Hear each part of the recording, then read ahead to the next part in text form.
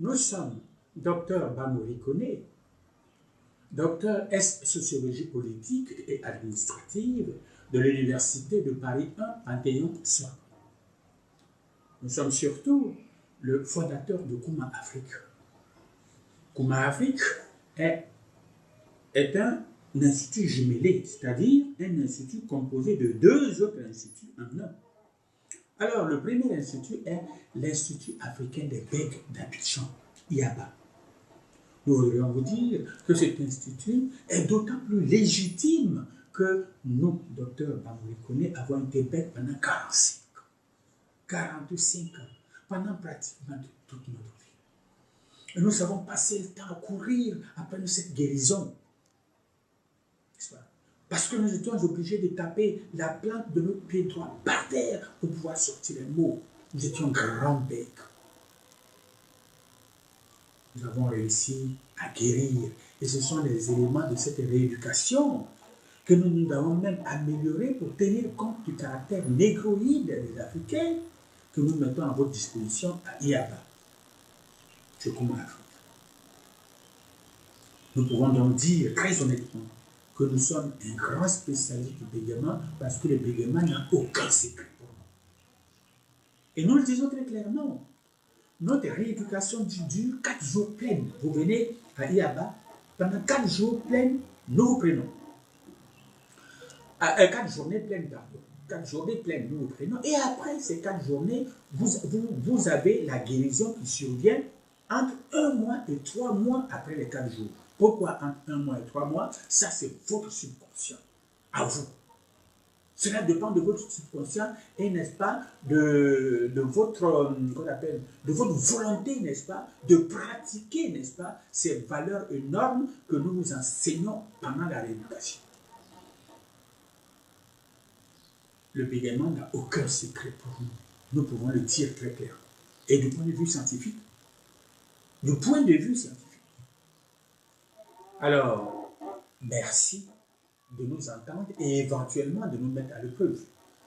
Alors, nous disions que Kouma Afrique est composé de IABA, l'Institut africain des bègues d'Abidjan, et le second institut est IARPA, l'Institut africain de réapprentissage de la parole d'Abidjan.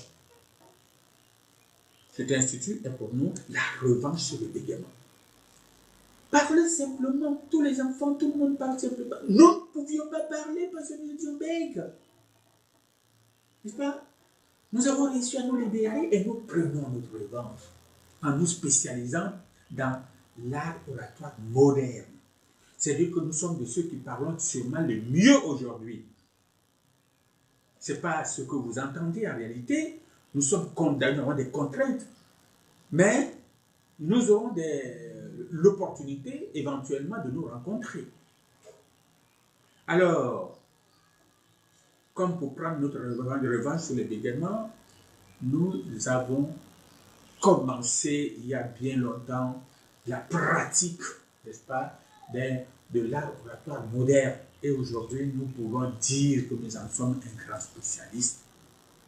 L'art oratoire moderne, là, cet art-là, n'est-ce pas, nous le maîtrisons également parce qu'il est vaste, il est difficile, il se rapporte à toutes les composantes de la personnalité de l'homme. Et c'est quand seulement vous avez intériorisé, vous avez appris, intériorisé, que vous restituez les normes et les valeurs, n'est-ce pas, de l'art oratoire moderne, que nous disons chez Kouma Afrique que vous êtes le meilleur de l'homme. C'est pourquoi le meilleur de l'homme est le slogan de Kouma Afrique. Alors, pour être très simple et pour vous rappeler, n'est-ce pas, le cheminement qui était le nôtre, nous disons que Kouma Afrique est composé de IABA, l'Institut africain des bègues d'Abidjan, et de IARPA, l'Institut africain de réapprentissage de la parole d'Abidjan. Et donc, c'est lorsque nous définissions les fonctions de ces deux instituts que nous avons décidé, n'est-ce pas, que IARPA s'intéresse, n'est-ce pas, au soutien nutritionnel de la parole. Pourquoi? Parce que dans nos recherches, le mécanisme organique, n'est-ce pas, de la parole, c'est-à-dire le processus, n'est-ce pas, de la parole, d'exécution de la parole, nous a montré que si le subconscient lance le premier l'idée originelle, le subconscient donne l'idée originelle à notre cerveau, qui est notre mental conscient. Le mental conscient dispose des nerfs et des muscles pour donner les ordres nécessaires pour que la parole soit exécutée. Et on s'est aperçu que le cerveau faisait une grande dépense d'énergie nerveuse avant d'arriver à déclencher la parole dans l'organisme. De telle sorte que aujourd'hui, l'homme moderne, au bout de 2 heures seulement de communication, n'est-ce pas, orale, cet homme moderne a été épuisé, il n'en peut plus. Or, nous avons des professionnels de la parole, nous-mêmes qui parlons en tant qu'enseignants, professeurs d'université, nous pouvons dire que nous sommes des professionnels de la parole. Nous avons quelquefois 4 heures d'affilée de cours, et ça, c'est pas rare. Pendant ce temps, vous parlez de fois sans micro, souvent sans micro à l'amphithéâtre. Les micros sont en panne. Et vous avez 800 à 1000 personnes en face de vous. D'abord, il faut une belle diction. Et en plus, il faut, n'est-ce pas, maîtriser le sujet. Et pour ne pas être épuisé jusqu'à devenir malade, nous pensons à Kuma Afrique que, n'est-ce pas, nous pouvons éventuellement trouver une solution. C'est pourquoi nous parlons de soutien nutritionnel de la parole, c'est-à-dire que nous croyons qu'il est possible de trouver des aliments dont les valeurs nutritives, n'est-ce pas, peuvent soulager, n'est-ce pas, les conséquences de la parole. Et c'est donc dans ce cadre que nous, Dr Bamori Koné, intervenons sur le thème « La maladie et l'homme, une amitié éternelle ». Ce thème-là, nous l'avons développé dans 5 vidéos. La présente vidéo est la 2e. Et elle va s'intéresser, cette 2e vidéo-là, aux caractéristiques des nutriments. N'est-ce pas? Alors, nous avons donc dit qu'il y avait des règles en fait à respecter face à la nourriture. C'est ce que nous avions dit dans la première vidéo. N'est-ce pas? Or, ces règles-là, n'est-ce pas, posaient problème dans la mesure où il s'agissait, n'est-ce pas, de valeur calorique des aliments. N'est-ce pas? Et nous disons bien que il est effectivement difficile de manger en considérant les calories telles qu'elles sont, à moins d'avoir des régimes fixes. Et si ce sont des régimes fixes, très peu de personnes ont des régimes fixes sans être malade.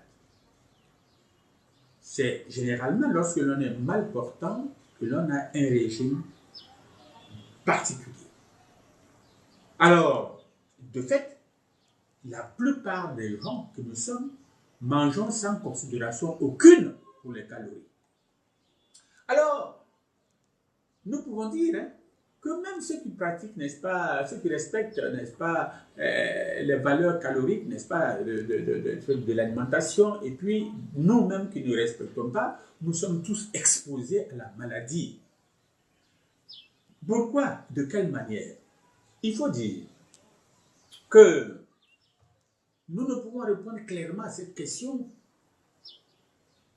la question qui est d'être exposé à la maladie, qu'en éclairant certains points. Le premier point sont les glucides, qu'on appelle aussi les glucoses, ou les sucres, c'est-à-dire les caractéristiques des nutriments. Alors, nous dirons que les glucoses, qu'on appelle aussi les glucides, qu'on appelle également les sucres, n'est-ce pas, sont des nutriments qui fournissent surtout de l'énergie qui est entièrement brûlée dans notre organisme. Lorsque les glucides sont absorbés en excès, quand on absorbe un peu trop de sucre, l'excès est transformé en graisse et accumulé dans les tissus graisseux. Les glucoses sont contenus dans, n'est-ce pas, dans les sucreries, les confiseries, les confitures, les fruits crus et cuits, en compote ou en sirop ou en miel. N'est-ce pas? Le pain, on trouve également dans le pain la pomme de terre et les céréales. Ça, c'est où l'on trouve, quels sont les aliments dans lesquels l'on trouve les glucides. Alors, nous passons aux lipides. Les lipides, ce sont les graisses, n'est-ce pas? Alors, les graisses, n'est-ce pas, sont des nutriments qui sont formés de glycérol et d'acides gras. De glycérol et d'acides gras, dont 3 sont indispensables à l'organisme. Alors, lorsqu'on dit que 3 sont indispensables à l'organisme, ça veut dire que l'organisme ne peut pas les fabriquer, il faut aller les chercher dans les nutriments, dans les aliments, n'est-ce pas? Alors, les nutriments qui sont dits essentiels et indispensables à l'organisme, comme nous le disions tout à l'heure, sont ceux que l'organisme ne peut fabriquer lui-même. Ces nutriments doivent être absolument apportés par l'alimentation, n'est-ce pas? Les lipides ont une grande valeur calorique. 1 gramme fait 9 calories. Ils constituent des réserves d'énergie pour le corps en s'accumulant dans les tissus graisseux avec, n'est-ce pas, l'excès de sucre que nous avons vu tout à l'heure. Alors, ils sont nécessaires pour l'organisme qui en réclame jusqu'à 80 grammes par jour. Les lipides, attention, les lipides sont importants dans la mesure où ils sont aussi le support de certaines vitamines. Ce sont ces vitamines qu'on dit liposolubles, pour dire qu'elles sont solubles dans les huiles ou les graisses. Les lipides constituent également une partie de la matière vivante, n'est-ce pas? Et les lipides, n'est-ce pas, sont apportés pour moitié d'origine animale et pour moitié d'origine végétale, n'est-ce pas? Par les graisses qui sont contenues dans les aliments riches en protéines. Et ces aliments riches en protéines, ce sont la viande, le poisson, les produits laitiers et le pain. Ce sont ces lipides-là qu'on appelle les lipides animaux. Ensuite, nous avons, n'est-ce pas, les matières grasses de cuisson. C'est le beurre, et les huiles d'arachide, d'olive, de colza, de maïs, de tournesol, consommés crus, nous disons. Ça, ce sont les lipides végétaux. Alors, nous passons aux protéines ou protéines, qui sont des nutriments formés d'acides aminés. Il en existe 30 dans la nature, dont 8 sont indispensables à l'organisme. Les protéines sont nécessaires au développement et au renouvellement incessant de l'organisme. La ration normale d'un adulte est de 1 g à 1,40 g de protéines par jour et par kilogramme de poids. Et en plus, pour moitié, n'est-ce pas, d'origine animale et pour moitié d'origine végétale.